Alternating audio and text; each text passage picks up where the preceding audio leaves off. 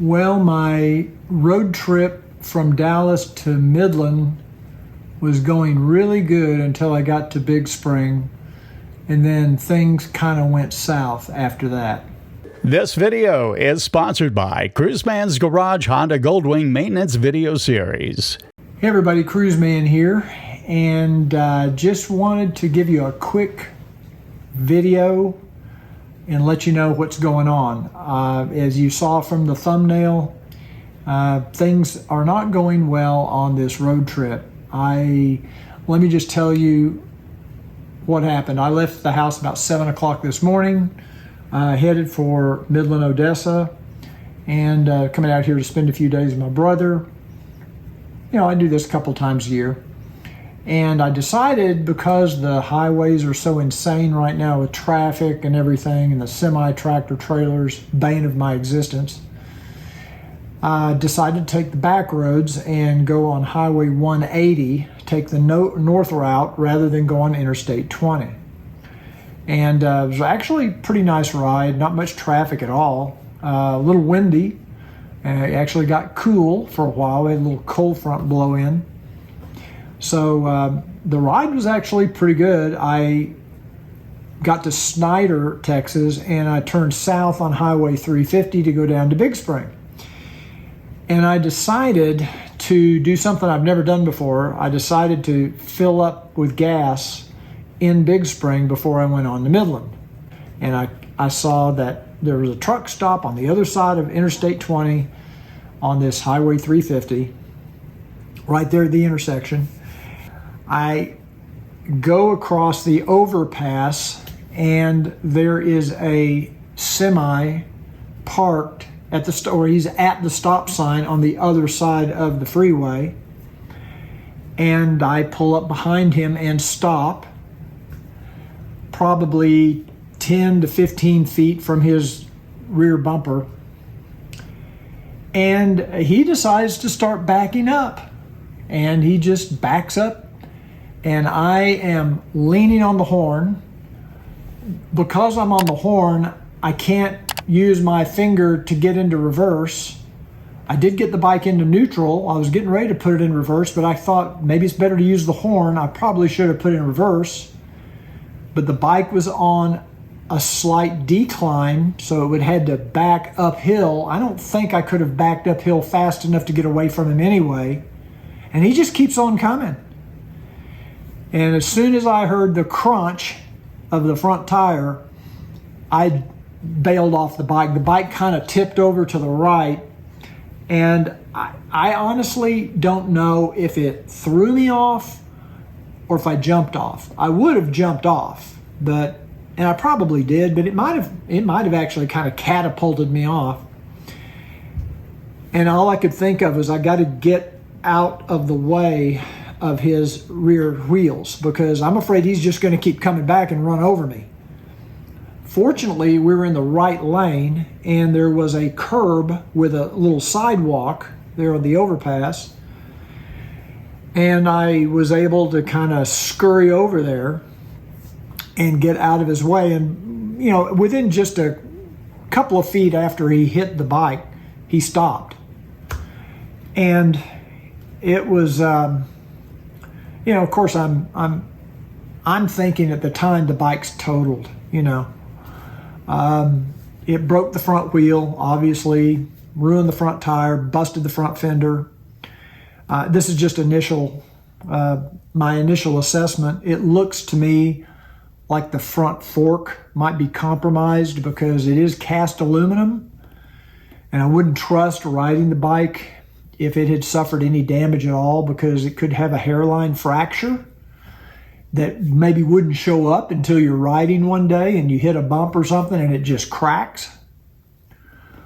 So there was a witness. There was a guy who used to ride. He said he used to ride.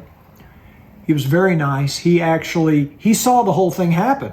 He actually was honking at the truck driver because he had pulled up to the left side of the truck because he was going to make a left turn. Turns out the truck driver was backing up so he could make a right turn on the little right turnout. He missed his turn, basically. and like an idiot, he starts backing up. Of course, he doesn't have a backup camera. He doesn't have any sensors. So, you know, I don't even think he'd have seen me if I'd been in a car, honestly, because it was a 18-wheel trailer. If I'd been in a car, I don't think his mirrors would have seen me. Lesson learned, be extremely careful if you pull up behind a truck or a large truck, and Ricky made a good point. Always be in view of their rear view mirror, and that's a rookie mistake. I should have done that. I should have had the motorcycle position when I stopped to where he could see me in the mirror and I could see his mirror. I didn't do that. I was just behind him. I was expecting him to go through the stop sign, go to the truck stop or whatever. So the witness, I'm going to let him tell the story because I did get that on videotape. I did not have my Insta360 running when this happened, unfortunately. I'm going to let the witness tell his side of the story and let you make a decision on what you think. Well, when I was stopped about maybe 15 feet behind you. He didn't see me. But he didn't see me backing up. I just tried to make a right, go to the truck stop. So you were backing up to go right? Mm-hmm. Yeah. Because I'm gonna go to the truck stop over there. Think you might get lucky? Huh? You think you might get lucky? I don't know. I doubt it. He backed up. He was backing up, and I couldn't get him to stop. I know. I saw you back there, and I was wondering why he was letting people go. Did you see him back up? Yes. Okay. Because he was letting people go through the stop sign, and then he starts backing up. Were you trying to turn right here? Yeah, I was Yeah, he missed his right-hand turn right here. So that's why he was backing up so he could turn right. Is that right? Yeah, maybe it was right. Have you already called the He was police? Oh, stopped. I didn't call the police. He was stopped behind you. Oh, this time like this. Yes. I was He pretty was far. stopped behind you. Then you start backing up, and he's trying to back up and honk at you. Motorcycle. What? I mean, it's a motorcycle. It's too slow. I couldn't even see it. I know you can't see it. That's why you gotta get out of your truck and look behind you before you start backing up. So you want me to call police? So what is? Police are on their way. Police are right there. Okay. I appreciate it. Yeah. And I saw the whole thing, man. This is. I just couldn't get it in reverse fast enough to back Oh, it's got up. reverse on it? It does have reverse, but That's I couldn't believe what I was seeing. Yeah. I thought he was trying to back up just a little bit. I did too. And then he just kept going. Yeah, everybody's good. Who's the driver of the 18-wheeler. Yeah. You get your license? I was stopped, and he was at the stop sign, and he just started backing up. And I tried to honk, and some other people honked too. I was think. honking at him. I had my window down, waving at him, trying to stop him. And he just I was backed right here right in. turning left. And he was letting cars, because he had the right of way. He was stopped, and he was waving cars to go through. And so I see him start backing up kind of slowly. And then I see him sitting behind him. And I figured he's just going to back up a little bit, but he keeps going. So I'm like, obviously he didn't see the motorcycle right behind him. So I start honking at him, waving at him with my window down, and it was too late. I see him kind of, I don't know if you jumped off or rolled off, but I saw you. Yeah, as soon as he hit the bike, I had to jump off. Yes, sir. What's your name? Are you okay? Kevin? Yeah, I think so.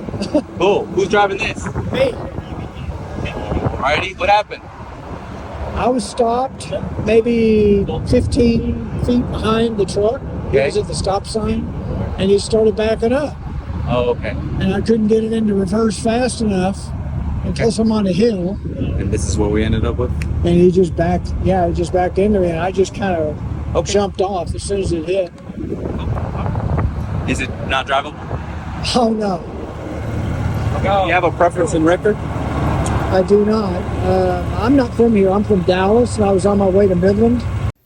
So anyway, the police did show up. I'm not sure who called the police. I didn't call them. I think the witness must have called them or somebody called them. Several people did pass by while I was on the ground and asked if I was okay. And at the time, I was. I obviously didn't think anything was broken. I had my jacket on, my gear, my helmet, my gloves, fortunately, because my hands obviously hit. When I jumped off the bike, I hit the ground. I landed on my right hip. And now my hip is sore. It wasn't sore at the time, but now as time goes on, it's starting to bruise and I'm sore on the hip. And another mistake, my fault again, I didn't have on my Bon armor. If I'd had my Bon armor on underneath my jeans, I don't think I'd even be bruised, but I didn't. So another lesson learned. Overall, I consider myself to be very lucky. Could have been a lot worse. I'm okay. I'm going to survive this. I'll probably be in pain. I don't know what else is going to hurt when I get up tomorrow. Maybe my back, who knows. But it's just, you know, like I say, I've prepared for all kinds of scenarios in my mind of things that could happen. It never crossed my mind to prepare for a situation where a truck would back up into me. I know somebody's going to put in the comments, you know, that now you always have to be in view of the mirror. And you're right. Okay. It's just one of those times I wasn't thinking. Stupid shit happens. The bike was basically wedged underneath the back of his truck. And when the police showed up, and by the way, the Big Spring Police Department, extremely nice, extremely helpful, very concerned, they took statements from the witness. They took statements from the driver. The driver did get a citation, and because it was witnessed that he backed up into me. Otherwise, I think when the police showed up, they might have thought I ran into him, because, you know, it looks like a kind of accident would happen when you'd run into the back end of somebody, but I didn't. I was stopped when this happened. So that's the drama for the day.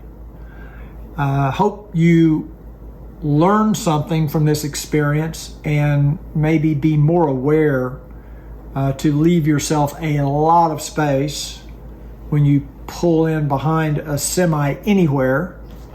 If you go back and watch the little clip I showed where the driver's the black guy, you'll notice he has on headphones. So my guess is that's why he didn't hear anybody honking, because the witness said he was right next to the driver and he could see him backing up, and he knew I was back there because he had just driven by me and he saw I was back there stopped. And he was waving his hands and honking and doing everything he could, and the guy apparently didn't hear it. I'm guessing. I don't know. So anyway, thanks for watching the video. The police department did call a tow truck, and it was a flatbed, and when the truck separated from the bike, me and the tow truck driver were holding the bike to keep it from falling over. And as soon as the semi pulled away and whatever that piece of metal is that hit my front tire, as soon as it let loose, it just sheared off the front. Half the front wheel just came with it. It was just, the aluminum was shattered. Front wheel's gone. And that I don't know what you call it. They call it a bumper. I don't know what that is, that piece of metal. Huh? Crash bar. I guess they call it a crash bar. And it was basically resting up against my front fork, as you can see in the pictures. And it did at least mar the front fork. It didn't break it, I don't think, but it was lean. There's a lot of pressure on that front fork, so I don't trust the front fork or the bearings or the steering head or any of that. That's all got to be replaced, in my opinion. Other than that, the bike was still running. The engine was still running fine. In fact, it was running for 5 minutes after he hit me. The engine never died. All the electronics were working. I don't think anything got. Now there was some damage to the front garnish. Something rubbed up against that. That has to be replaced. And of course, the wheel and I'm assuming probably both of the brake rotors. Calipers are probably okay, but I don't know. In cases like this, they may just decide to go ahead and replace the calipers, the brake lines, and everything. So, dramatic day, and didn't end up the way I wanted it to. I guess now, oh, by the way, the tow truck was $850 to tow me from Big Spring, Texas to the Honda dealer in Midland, Texas. There is no Honda dealer in Big Spring, and that's about 50 miles. In fact, I've got the bill right here. It was $250 for the towing, $450 for mileage, and $150 for something else. He scratched out service time. I don't know what that is. Maybe that was the time it took him to load the bike. I don't know, or he and I did it together. The bike would not roll up onto the trailer or onto the flatbed. The front wheel, you know, when you tried to roll forward, something was in a bind. Piece of the aluminum was hitting something. I don't know what it was. So basically what he did was he tied his winch around the front tire. I sat on the bike, and he basically pulled, he just drug the front tire. You know, it didn't roll, it just drug it up the thing, and we strapped it down and drove to Midland. Unloaded it. They unloaded it with a forklift. Kudos to Max at Traction for the engine guard. I did have the engine guard on, and it lined up pretty nicely with that forklift. And they picked it up with a forklift and pulled it off the trailer because there was no way to back it down because the front wheel wouldn't turn. So that was nice, and I'm okay. I guess that's the bottom line. So let this be a lesson that all of you need to really pay attention when you're back behind a truck. Don't turn off your video camera. If you have a video camera, keep it running at all the time. I should have had it on loop recording, because this camera has the ability to just continually run like a dash cam. And I didn't have it. I had turned it off just a few miles before this happened. Because the first thing the policeman asked me, he saw my camera and he said, "Did you get a recording?" And I felt like an idiot. Here I got the $500 camera and I didn't have it turned on. So anyway, let me know in the comments. This is probably going to be an expensive fix. I've already contacted Progressive, and we'll see how this insurance adjustment goes. But I still think it's probably going to, because I've got to buy an airline ticket to go home. Probably have to buy another airline ticket to come back out when the bike's fixed and ride it home. So if you, I'm going to never let a crisis go to waste. Isn't that what they say? So if you haven't already bought my maintenance video series, help a brother out. Buy them now, because I'm probably going to need the money.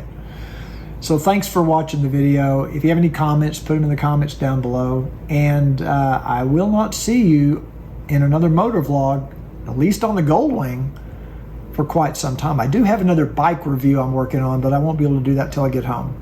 So anyway, talk with you soon. And now it seems kind of crazy, but remember what I always say: ride often, but ride safe. Doesn't sound right now, does it? Anyway, thanks everybody.